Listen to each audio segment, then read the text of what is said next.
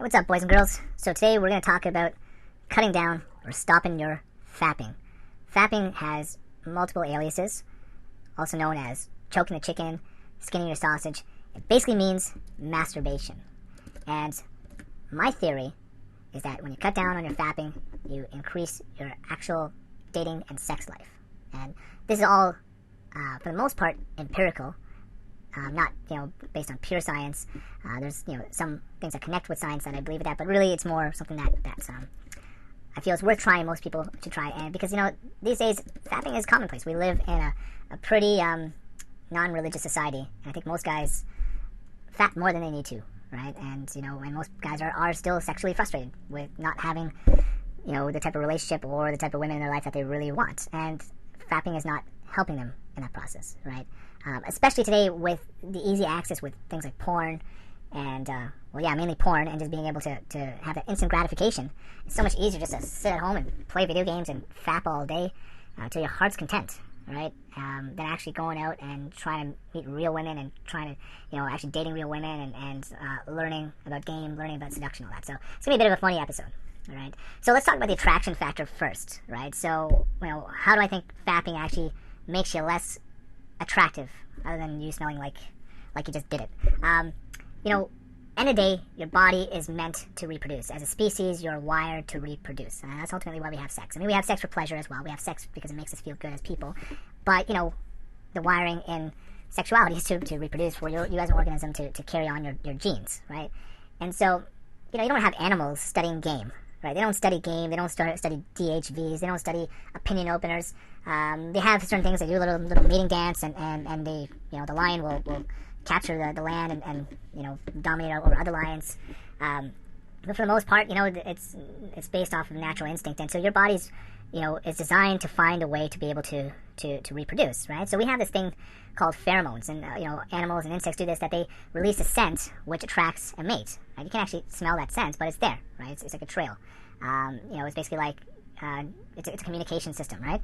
And so, my theory is that when you fap, you're actually potentially decreasing your pheromones there, because, ultimately when you fap, you've fooled your mind and your body that you've actually procreated, you've actually had sex, you've done all the visualization either by watching porn or accessing what we call your spank bank, and, and releasing, right? So it can feel very, very real and very, very similar to actual sex. So you've actually fooled your body, and so, the body, potentially releases these pheromones to be able to attract a mate, and will amp that up when it's not getting that. Just like when you're feeling hungry, it gets hungrier. Your body just, starts craving food. Like if you go on a diet, that feeling of hunger just becomes so much stronger. And then you actually even absorb the food better. Everything just, it amps that up and realizes that it needs that, right? So you're actually not helping, in my opinion, your body's natural resources that will help you to attract a potential mate, right?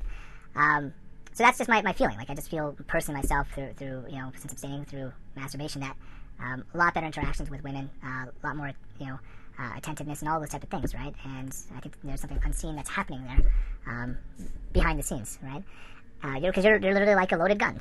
You're like a potent loaded gun that's just ready to procreate, right? Now let's talk about the energy aspects, right? This revolves a lot around Taoist theories, and Tantra yoga as well, right? So there's a great book. It's called The Taoist Secrets of Love by Mantak Chia. So if you go to the Kick-Ass Dating website at dating.kickass.link.com, and you go to the recommended books there, and you'll actually see that book there. It's a very detailed book on Tantra in a Taoist way, right? I'm just going to digress a little bit here. So there's a lot of relationship between things in Eastern philosophy that started in India and then it's really flourished in the Orient. So Buddhism was an example of one of those things. Buddhism was a religion that was founded in India and really flourished in the Orient, right? But you have then also yoga as well, like that stretchy stuff that people do. Tai Chi and yoga are very, very related, right?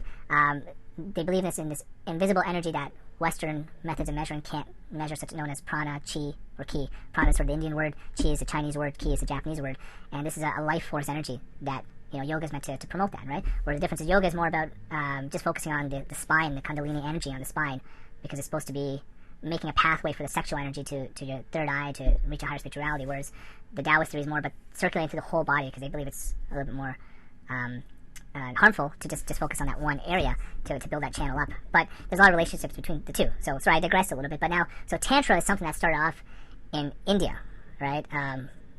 And so the Taoists also have a version of Tantra as well, whereas, again, they're around circulating energy throughout the whole body, similar to the difference between Tai Chi and yoga, right? Like, Tai Chi is about circulating the prana, the chi throughout the whole organism, the body, the legs, everything, whereas yoga is more just about the spine and that. So, that's sort of kind of the main sort of difference with Taoists, which is primarily an Oriental Taoist Tantra, right? So this book has a lot of techniques in there. It's a really good book, but in a nutshell, really what it says is that semen is a very, very potent energy. It's filled with ki, chi, or prana, internal energy, because it gives life, right? So it gives life.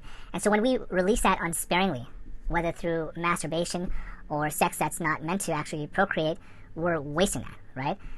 So now, hearing that, you might think, okay, that's not going to be a lot of fun, but it actually is. So Tantra is actually a way of maintaining your orgasm at its peak point and holding it longer. So you actually can have a longer orgasm, and you can actually retain that energy and recirculate that energy throughout your whole body, right? So it actually increases your enjoyment of sex, and even potentially masturbation.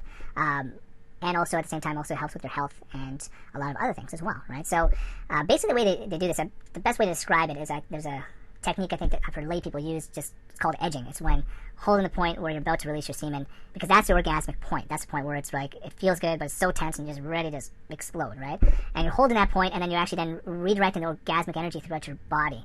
And so, there's specific techniques that you can do to do that. And so, ultimately feel as satisfied or pretty satisfied to if you released it, right? So that's really the peak of the pleasurable point during sex, when you're right about to release that orgasmic energy, right? So there's some very specific techniques that they do to do that, right? So an example of that would be even if you're masturbating, you can actually practice is that when you're sort of coming close to releasing your semen, you get into, if you've ever done karate or martial arts, it's like a horse stance where you stand your legs very wide open and brace yourself. If not, you can Google images and look at horse stance and sort of give your body room for the scrotum to dangle. And then you do these breathing exercises. It's almost like you're breathing through your scrotum upwards and visualizing the energy going up to your body. And it actually feels really good, right? It actually feels like, like you feel like that energy is just pushing up, and that actually then controls you from releasing that orgasm. So yeah, so I mean, it even comes down to that, what this means is that you can't even masturbate. You can actually masturbate too, but you're just not releasing. You're just not releasing your semen. So you can still have that enjoyment of masturbation and enjoyment of sex without releasing, and then ultimately are able to have sex with a higher level of pleasure, right? So, so it's something that it does take a lot of work. I won't lie. It does take a lot of practice, but it actually ends up making you feel much more gratifying, right?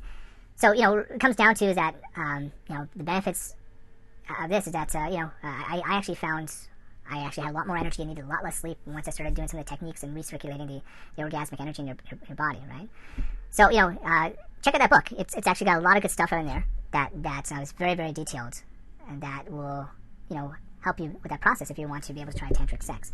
Now, on another note, I think aside from, the ability to attract a mate more, which you waste through masturbation and ejaculating unsparingly, and also really, not taking advantage of the energy potential of ejaculation and the spillage that goes to that. Also there's a factor as well of that. I think mentally as well, like you lose your drive.